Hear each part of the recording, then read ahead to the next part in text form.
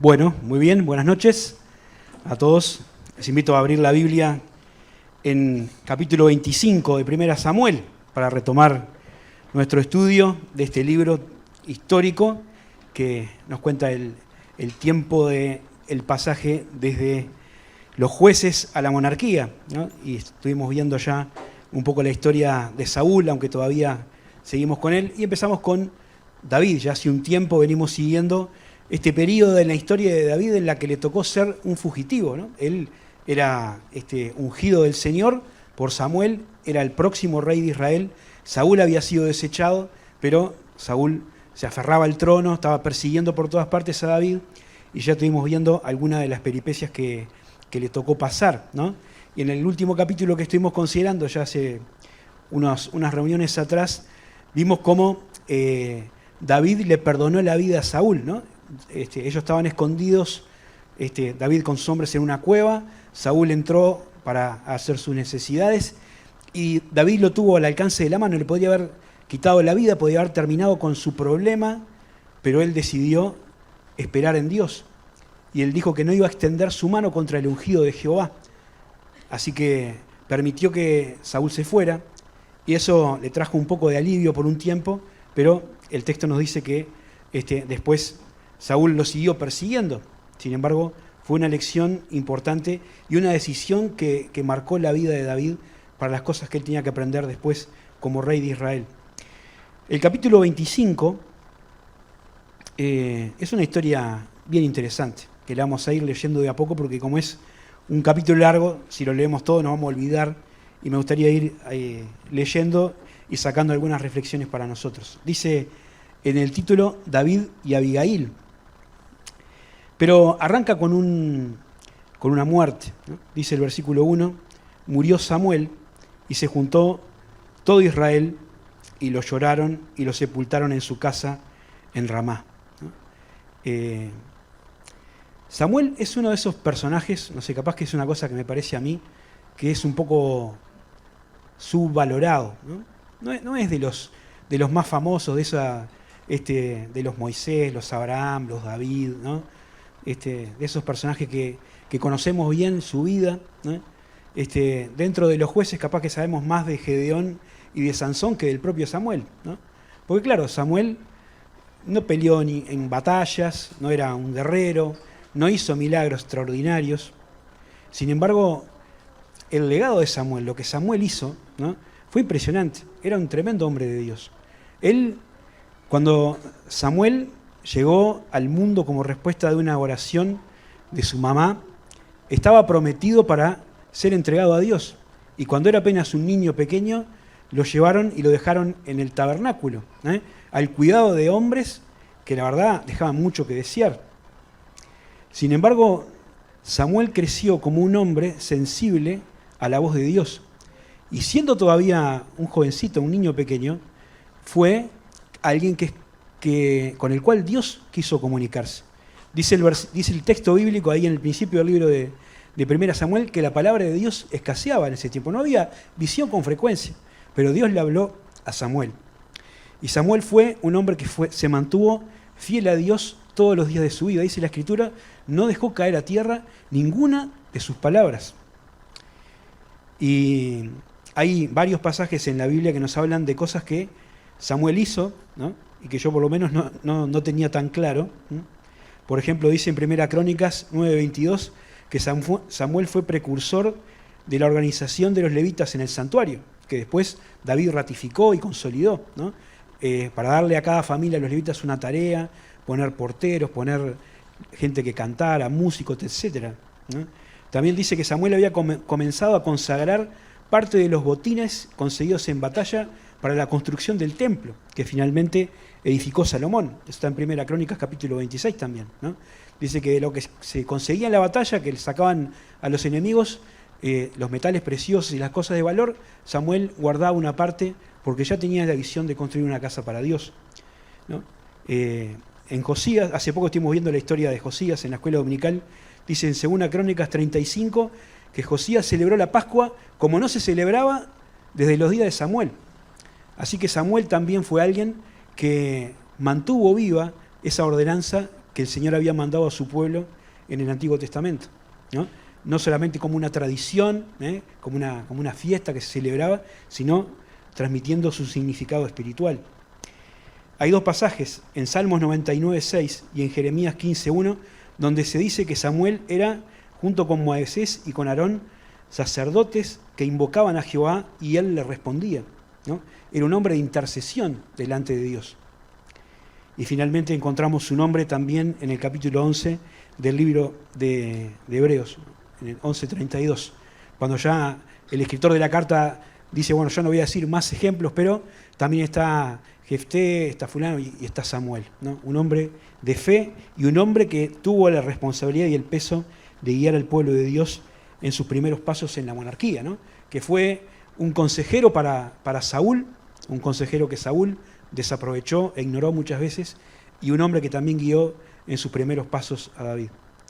Y qué bendiciones, ¿no? Un hombre como Samuel. Y qué bendiciones en la iglesia que haya personas como Samuel, que a veces tienen un perfil bajo, que a veces no son de los más visibles o de los más recordados, pero son personas que se mantienen siempre en el camino del Señor, que son fieles, que son constantes, que son perseverantes y que dejan a otros después para que sigan adelante con su tarea.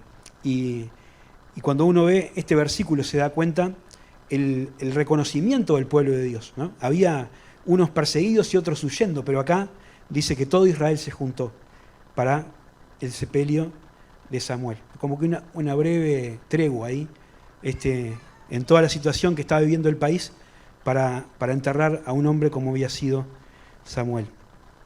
Ahora, el capítulo 25 continúa con otra historia, donde hay tres protagonistas principales, ¿no? Tenemos a David, por supuesto, y también tenemos un matrimonio que se nos presenta ahí en los primeros versículos. Vamos a leer desde el versículo 2 hasta el 8.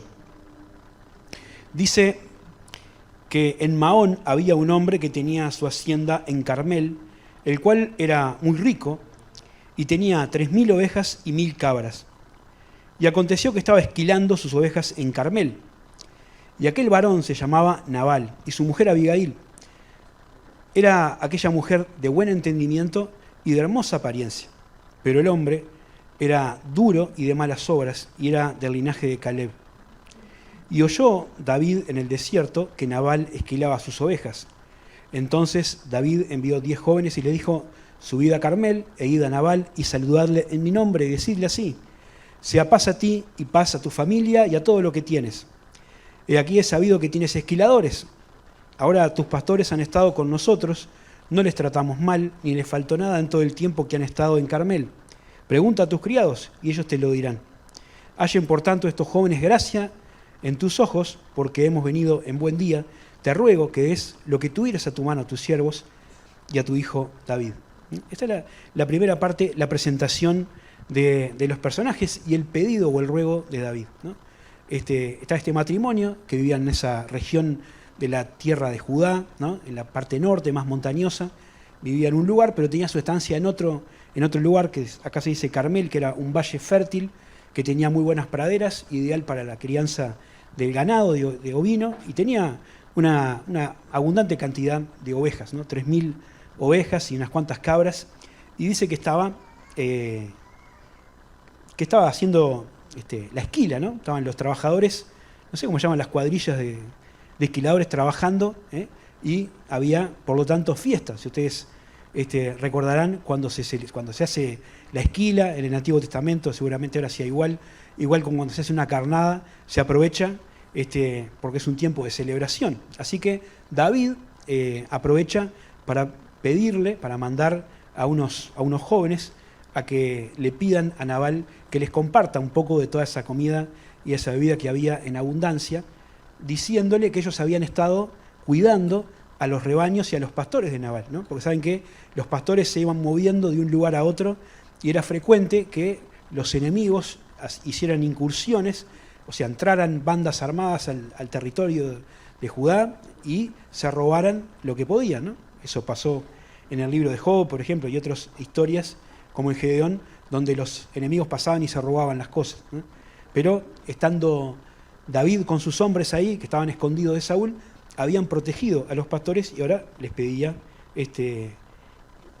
amablemente, por medio de una comitiva ahí de 10 varones, que les dieran algo, ¿no? Dicen, nosotros cuidamos, nunca les sacamos nada, ¿no? Podrían haber hecho ellos, ir a agarrar una oveja y quedársela, ya estaban considerados como bandoleros, pero nunca hicieron eso, nunca les trataron mal, así que ahora que era un buen día, como dice David, un día de fiesta, pedía que les compartieran algo que tuvieran a la mano, ¿no? Tampoco fue pretencioso ni venía con exigencias altas, solamente que compartieran un poco lo que estaba pasando, ¿no? Pero claro, ahí tenemos a Nabal, que es el que aparece primero, que dice el texto que era un hombre duro, ¿no? Un hombre recio, áspero, un bruto, podría traducirse así, ¿no? Y de malas obras. Así que no solamente era un problema de carácter, sino que era un tipo bastante embromado. Y dice el versículo 9, la respuesta de Nabal, dice el versículo 9, cuando llegaron los jóvenes enviados por David, dijeron a Nabal todas estas palabras en nombre de David y callaron. Y Nabal respondió a los jóvenes enviados por David y dijeron, ¿quién es David? ¿Y quién es el hijo de Isaí? Muchos siervos hay hoy que huyen de sus señores. ¿He de tomar yo ahora mi pan, mi agua, mi carne, que he preparado para mis esquiladores, y darla a hombres que no sé de dónde son? Así que esta es la respuesta de Nabal, ¿no? Más adelante vamos a ver que su nombre significa necio y que hay más de una razón por la cual él honraba ese nombre. Nabal, ante esa petición totalmente justa, ¿no? De David, que no era ni un peseteo, ni un garroneo, sino algo que correspondía por el trabajo que David había hecho, aunque no estaban bajo un contrato, le responde de una manera agresiva, ¿no? Grosera e ingrata, ¿no? y egoísta. Porque primero él dice, ¿quién es David? Y esa pregunta no quiere decir que él no sabía quién era. Nadie a esa altura en el pueblo de Israel ignoraba quién era David. Era un hombre harto conocido por todo el pueblo, ¿no? Y sabían perfectamente la situación de David.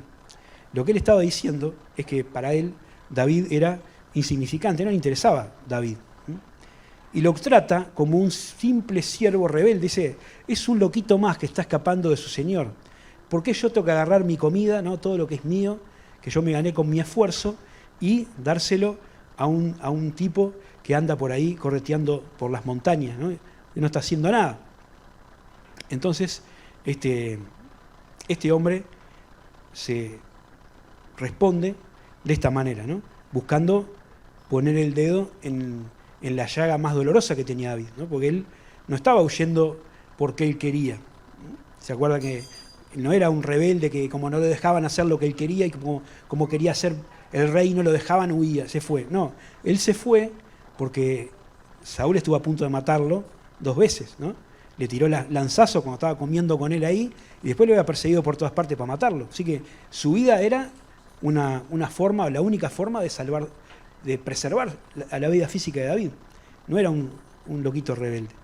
Así que las palabras de este hombre, Nabal, fueron provocativas, ¿no? Estuvieron buscando hacer enojar a David y efectivamente lograron su cometido, ¿no?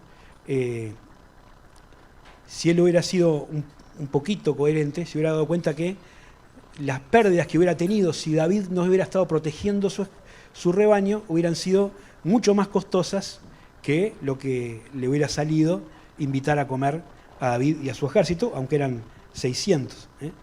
Pero un necio no razona en términos de beneficio, de costo-beneficio, ¿no? Ni tampoco consideró la consecuencia de lo que iba a hacer, ¿no?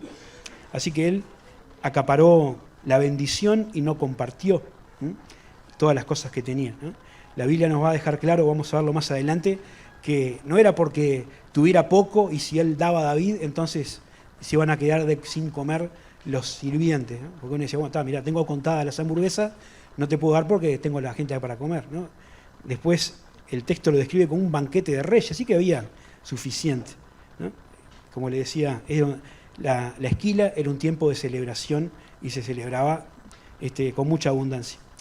Pero él había cerrado su corazón contra alguien que lo necesitaba, ¿no?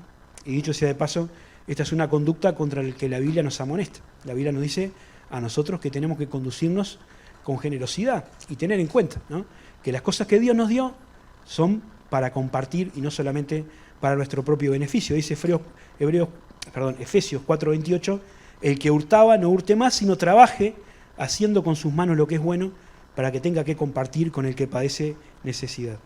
Y otro versículo, 1 Juan 3:17, dice, pero el que tiene bienes en este mundo y ve a su hermano tener necesidad y cierra contra él su corazón, ¿cómo mora el amor de Dios en él?, ¿no?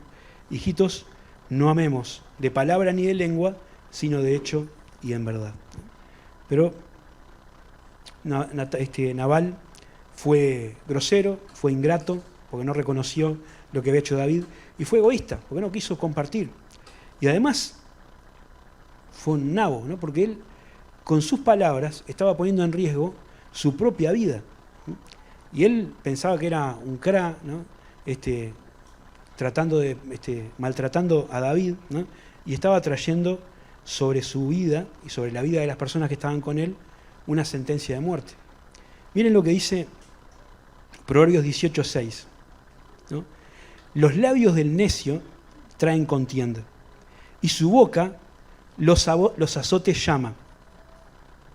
La NTV dice, con sus palabras, los necios se meten continuamente en pleito y van en busca de una paliza. Proverbios 17:19, una versión dice, al que le gusta pecar, le gusta pelear. El que abre mucho la boca, busca que se la rompan. Me encanta esa traducción. El que abre mucho la boca, busca que se la rompan. Un necio siempre está metido en problemas y esas le van a traer malas consecuencias, ¿eh? Malas consecuencias. Y estas sentencias, ¿no?, que se escribieron bastante tiempo después por Salomón, estuvieron a punto de cumplirse ese día, porque cuando los jóvenes llegaron de que David había mandado, llegaron a donde estaba David con la respuesta de Nabal, bueno, se armó cocoa. Dice el versículo 12, y los jóvenes que habían enviado David se volvieron por su camino y vinieron y dijeron a David todas estas palabras. Entonces David dijo a sus hombres, cíñase cada uno su espada. Y se ciñó cada uno su espada, y también David se ciñó su espada, y subieron tras David como 400 hombres, y dejaron 200 con el bagaje. Así que Nabal, mientras estaba jactándose con los amigos de cómo había despachado a estos garroneros, no sabía que el ejército de David venía con espada en mano, ¿no?, listo para liquidar a toda aquella gente. David lo había tomado muy mal. Y como decíamos, Nabal había buscado provocar a David, y bueno, David había engranado y ahora venía a matarlos, ¿no?, directamente. Venían 400 hombres armados contra una cuadrilla de esquiladores que la mayoría, o todos de ellos, no tenían nada que ver ni sabían qué es lo que estaba pasando y qué había hecho Nabal. Ahora, la reacción de David es, en cierto modo, comprensible, ¿no?, porque él hizo una petición en buenos términos y le respondieron de una manera agresiva y específicamente violenta, ¿no?, ofensiva, buscando ofender. Pero una cosa que tiene de bueno la Biblia es que es siempre objetiva.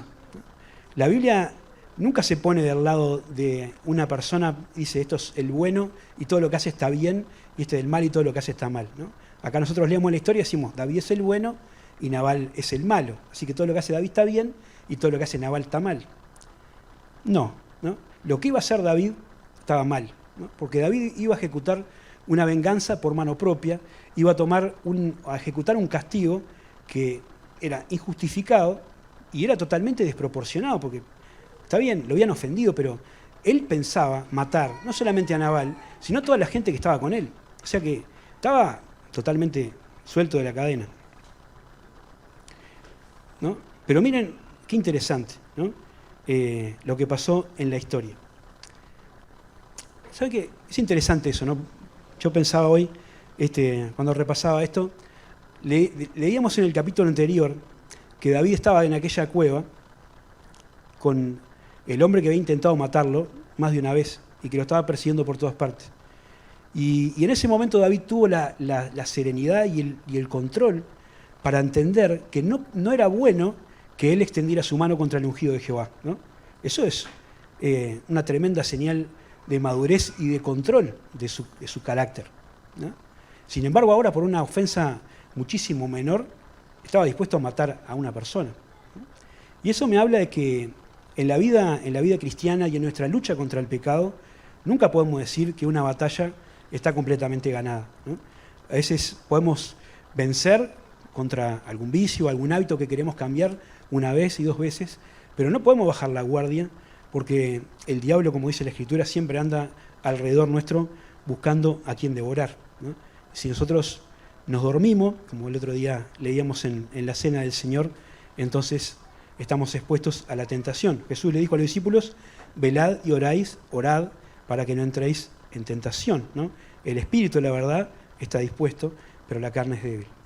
Y dice la Escritura, dice el apóstol Pablo, el que piensa estar firme, mire que no caiga. Así que cuidémonos, ¿no? Porque siempre tenemos que estar vigilantes en contra de esas cosas con las que estamos luchando en nuestra vida de santidad.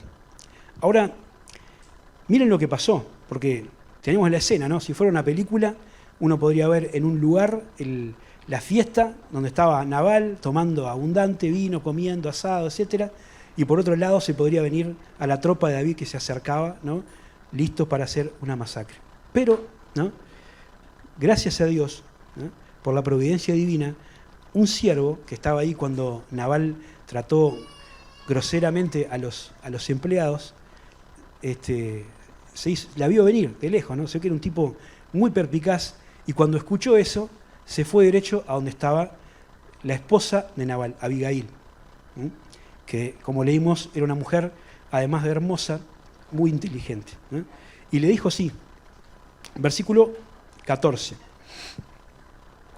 Pero, dice, uno de los criados dio aviso a Abigail, mujer de Nabal, diciendo, he aquí David envió mensajeros del desierto que saludasen a nuestro amo, y él los ha zaherido. Ahora les voy a decir qué quiere decir. Y aquellos hombres han sido muy buenos con nosotros, nunca nos trataron mal, ni nos faltó nada en todo el tiempo que estuvimos con ellos, apacentando los ganados. Muro fueron para nosotros de día y de noche, todos los días que hemos estado apacentando las ovejas. Y ahora pues reflexiona y ve lo que has de hacer, porque el mal está resuelto contra nuestro amo y contra toda tu casa, pues él es un hombre tan perverso que no hay quien pueda hablarle. Así que el mensajero dijo, ¿para qué le voy a decir a Nabal que lo que hizo está mal si es now, ¿no? Entonces, ¿qué hizo? Fue a hablar con la mujer. Y dice, mirá, vinieron unos mensajeros y Nabal los ha zaherido, ¿no? Una palabra que seguramente no usamos en nuestro vocabulario habitual, pero está perfectamente utilizado. Zaherir significa decir o hacer algo para humillar, maltratar o molestar a alguien, ¿no? Así que lo había zaherido, los había molestado a propósito, humillándolos y maltratándolos. Y aquel siervo, ¿no? Reconoció todo lo que habían hecho los pastores de David y la buena conducta que habían tenido con ellos. Así que le dijo a la mujer, mirá, vamos a hacer algo porque si no, estamos en el horno. Versículo 18. Entonces Abigail tomó luego 200 panes, 2 cueros de vino, 5 ovejas guisadas, 5 medidas de grano tostado, 100 racimos de uvas pasas, 200 panes de higos secos, y los cargó todo en asnos, y dijo a sus criados, id delante de mí, y yo os seguiré. Y nada declaró a su marido Nabal. Y montando un asno, descendió por una parte del monte, una parte secreta del monte, y aquí David con sus hombres venían frente a ella, y ella le salió al encuentro. Y David había dicho, ciertamente en vano he guardado todo lo que éste tiene en el desierto, y sin que nada le haya faltado de todo cuanto es suyo, y él me ha vuelto mal por bien. Así que así haga Dios a los enemigos de David, y aún le añada, que de aquí a mañana, de todo lo que fuere suyo, no ha de quedar con vida ni un varón. Está la cabeza de David, ¿no? lo que David venía pensando. Liquidar a todo. Dice, mira, tuvimos todo lo que hicimos cuidando eso, no valió para nada, lo voy a liquidar, ¿no? Marchando por el camino. Abigail, con lo que había podido sacar de la despensa, cargado unos burros, sin decirle nada al marido, salió por otro camino, ese un camino secreto, al encuentro de David, ¿no? Además de inteligente, Abigail fue rápida y fue resuelta, ¿no? Y tomó una decisión que iba a salvar la vida de su familia, de su esposo y de toda la gente que estaba con él, ¿no? Y no le dijo nada al esposo. Uno puede decir, pero ¿cómo no tiene que ser sumisa? Bueno, está bien, ¿no? Pero en este caso estaba en juego la vida de ella y la vida de mucha gente, así que, conociendo los bueyes con los que araba, omitió decirle antes y se fue al encuentro de David, tratando de aplacar su enojo, mostrando actitudes totalmente contrarias a la de su esposo. Versículo 23. Cuando Abigail dio a David, se bajó prontamente de su asno y postrándose sobre su rostro delante de David, se inclinó en tierra y echó a sus pies y dijo, Señor mío, sea sobre mí el pecado, mas te ruego que permitas que tu sierva hable a tus oídos y escuche las palabras de tu sierva. No haga caso ahora, mi señor, de este hombre perverso, de Nabal, porque conforme a su nombre, así es. Él se llama Nabal, que quiere decir insensato, y la insensatez está con él. Mas yo, tu sierva, no vi a los jóvenes que tú enviaste.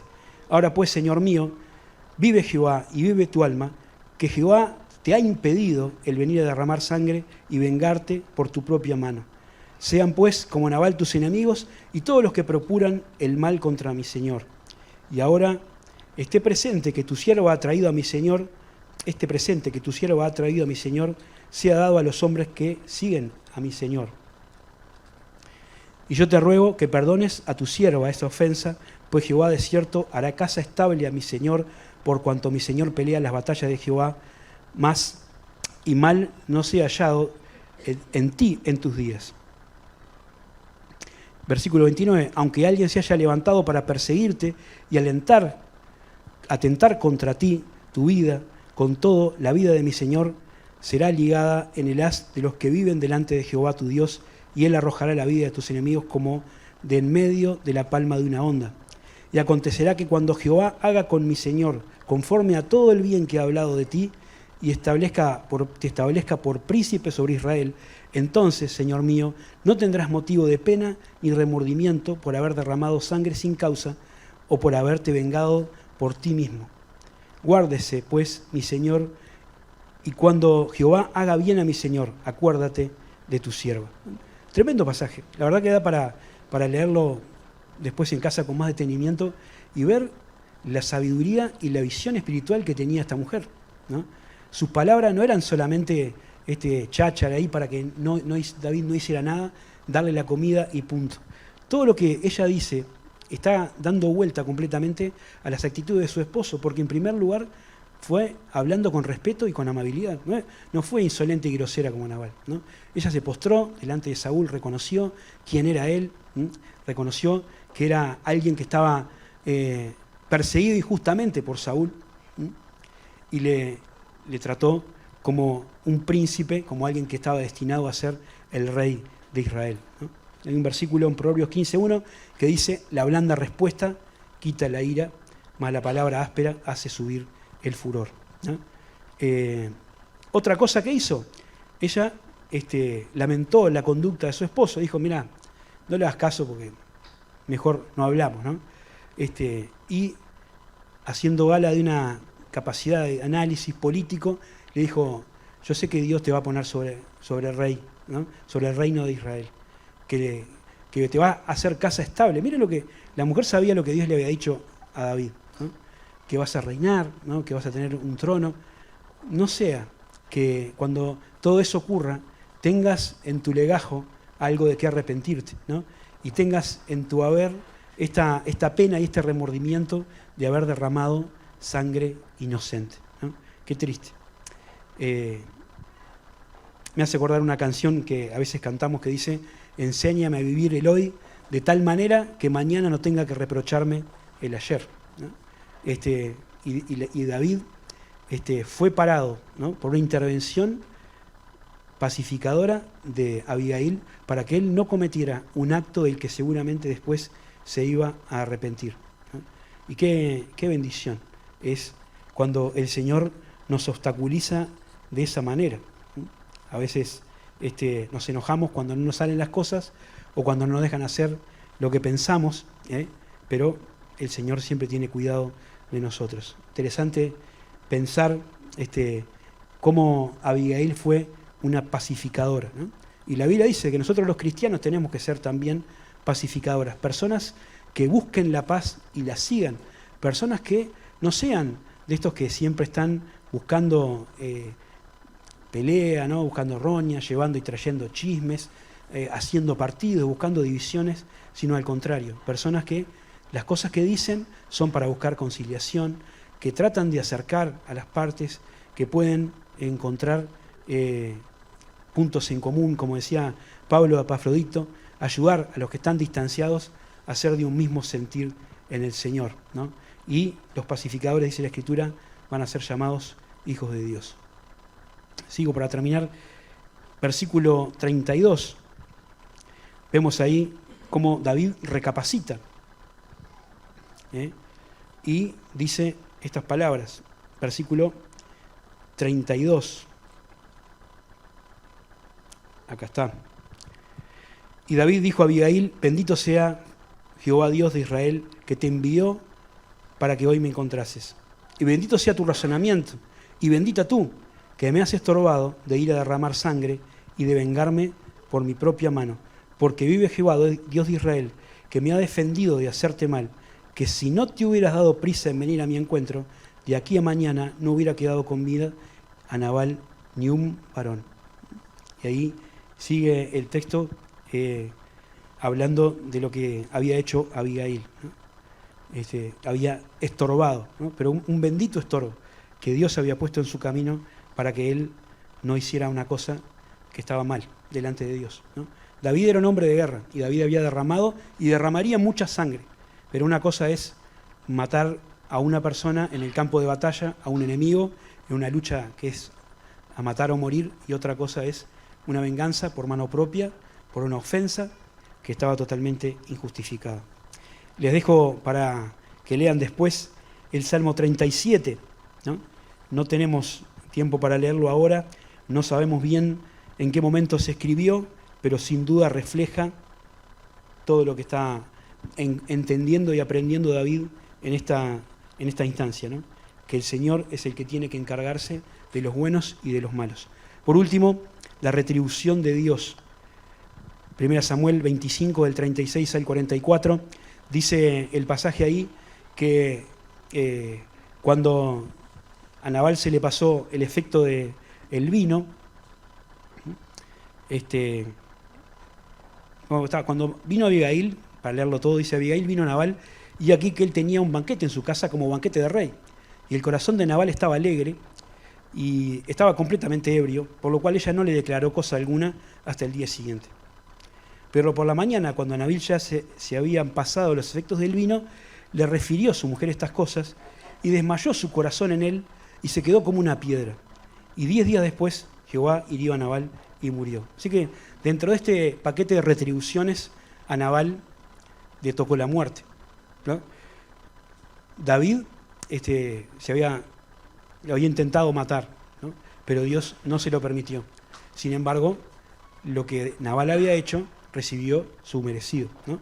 Porque dice acá que el Señor fue quien lo hirió y murió. Era tan nabo y tan tacaño que cuando se enteró, ¿no?, que le habían llevado comida a los otros pobres tipos, le dio un patatús, ahí hizo un derrame cerebral, hizo alguna versión, pero quedó como duro ahí y después se murió, ¿no? Pero también Dios retribuyó a Abigail, ¿no? Primero porque le sacó de encima a este hombre, ¿no? Porque eran como la bella y la bestia, ¿no? Esos casamientos de aquella época que te tocaba lo que te tocaba, ¿no? Y ella realmente lo había aguantado, no le había dicho a David, sí, matalo, ¿no? Lo había defendido, pero el Señor la recompensó. Su sabiduría fue reconocida, ¿no? Y después de que enviudó, David la tomó por mujer. Y David también había quedado soltero porque dice el texto más adelante que Saúl le había dado a Mical, que era esposa de David, a otro tipo. Así que se casaron David y Abigail. Y Dios también recompensó a David por su actitud, ¿no? Porque fue capaz de dar marcha atrás, ¿no? Y esa es una de las cualidades más destacables de David. Cuando la Biblia dice que David era un hombre conforme al corazón de Dios, no era porque no tenía nada malo, sino porque sabía dar marcha atrás. Y cuando se equivocaba, reconocía, pedía perdón o estaba dispuesto a rectificar su conducta. Y acá dijo, bendita tú que me detuviste de hacer este gran mal, ¿no? David aprendió lo que Pablo dice en Romanos capítulo 12, versículo 19, no os venguéis vosotros mismos, mis amados, sino dejad lugar a la ira de Dios, porque escrito está, mía es la venganza, yo pagaré, dice el Señor. Así que si tu enemigo tuviere hambre, dale de comer, y si tuviere sed, dale de beber, pues haciendo esto, ascuas de fuego amontonarás sobre tu cabeza. No seas vencido de lo malo, sino vence con el bien el mal. La verdad que este pasaje tiene muchas cosas para decir, ¿no? Les recomiendo volver a leerlo y sacando algunas cosas, ¿no? De la actitud de Abigail, de la actitud de David, cosas que podemos aprender para nuestra vida, ¿no? Sobre todo de cómo tratar el enojo, ¿no? Nosotros solemos enojarnos, ¿no? Y la Biblia dice que no siempre, no necesariamente el enojo es pecado, ¿no? Puede haber una ira santa, una indignación justa contra las cosas que se hacen mal, ¿no? Contra el pecado. Pero si somos sinceros, tenemos que reconocer que la mayoría de las veces nuestros enojos no tienen nada que ver con la ofensa al nombre de Dios, y sí con la ofensa a nuestro propio orgullo, que fue lo mismo por lo que se enojó David. Y la Biblia nos dice que tengamos cuidado, porque la ira del hombre nunca obra la justicia de Dios, dice Santiago. Si actuamos enojados, seguramente vamos a meter la pata. Capaz que no vamos a salir armados para matar a una persona, pero sí podemos hacer daño de otras maneras. Por lo tanto, tenemos que cuidar nuestro corazón, para que el enojo ese que nos da cuando algo nos pasa sea pasajero, como dice la Escritura, no nos controle, y podamos librar nuestra mente, nuestro corazón, de esos pensamientos que después se arraigan y nos atan, como Mauro decía el domingo, resentimiento, remordimiento, rencores y deseos de vengarnos que hacen tanto daño. La Biblia dice, quítese de vosotros toda amargura, enojo, ira, gritería, maledicencia y toda malicia. Antes sed benignos, unos para con otros, misericordiosos, perdonándoos unos a otros, como Dios también os perdonó a vosotros en Cristo. Efesios 4:32, Proverbios 19:11, que siempre recuerdo a Nelson con este texto, la cordura del hombre detiene su furor y su honra es pasar por alto la ofensa. Me pasé un ratito, disculpen. Voy a terminar con un versículo que va a leer Lucas acá, si todavía está animándose. Proverbios 16:32. Vamos a terminar con este versículo que Lucas va a leer en su Biblia nueva. Pero miren, vení, léelo, vení. ¿Tenés ahí? Más vale ser paciente que valiente, más vale dominarse a sí mismo que conquistar ciudades. Muy bien, ¿no? Mi Biblia decía, mejor es el que tarda en airarse que el fuerte, y el que se enseñorea de su espíritu que el que toma una ciudad. Pero este es el desafío. No es fácil, ¿no? Controlar nuestro carácter, mantener nuestro enojo a raya. Es tan difícil como conquistar una ciudad. Capaz que más, dice el escritor, ¿no? Pero es el desafío que Dios nos pone por delante, ¿no? Y para poder lograrlo, tiene su espíritu con nosotros. Disculpen, una vez más, que me extendí.